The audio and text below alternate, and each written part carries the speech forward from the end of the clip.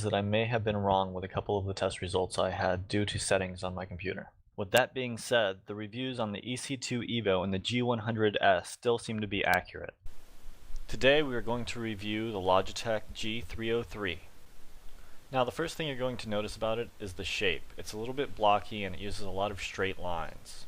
The closest mouse I can compare this to is the old Razer Abyssus, the one before the 2014 edition. Except it is quite a bit taller. The mouse weighs approximately 82 grams. Now before we get into talking about how the sensor performs, let's talk about its drivers. As many of you know, it has been a long time since my last mouse review. And since then, many things have changed with mice. They have become quite a bit more convoluted and quite a bit more complicated. Okay, so here are the drivers. The first thing you can see on this illustration is that the mouse has 6 buttons. Now onboard memory is great because that means you can set up your settings and then delete the drivers and move the mouse to any computer and it'll save your settings. Also, I don't think it would be an exaggeration to say that these might be the best feeling mouse buttons I've ever felt on any mouse.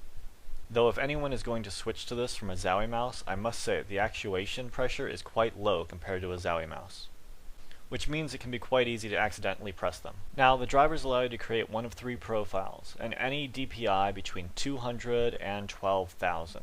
5 DPIs per profile, and a polling rate of 125, 250, 500, or 1000. Which means everybody should be able to find at least something they're comfortable with. Now if that weren't enough options, you also have software tuning.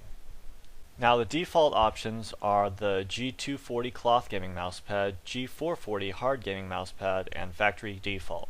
Now they also give you the option to add any new surface and to move your mouse around that mousepad to tune it correctly to that surface. Now after tuning, I did notice that the mouse lift-off distance was quite low.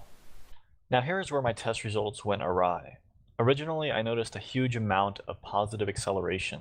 A couple weeks later, I was contacted and told to change my power settings on Windows to max performance. When I did this and retested, I found that the test results changed dramatically. The mouse also seems to perform slightly better at 800 DPI, but it performs well all the way up to its max DPI of 12,000. Even after tuning the mouse to my mousepad, I found the results continued to be very exceptional. Though I must say I do prefer the default tuning as opposed to the custom tuning, as it still feels more consistent. This may be due to the default tuning's higher lift-off distance. As with custom tuning, the lift-off distance is practically non-existent. Overall, the sensor performs exceptionally. The mouse has plenty of options for anyone to choose and pick from, and the only con seems to be its shape, which can be a little bit uncomfortable to some users. As always, I will include a list of specs at the end of this video. If you like my mouse reviews, don't forget to subscribe. Or if you'd like to support me in other ways, feel free to follow me on Twitch. There is also a link down below for donations. Have a nice day.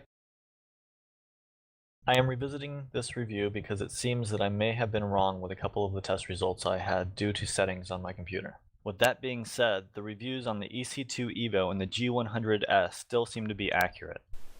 Today we are going to review the Logitech G303.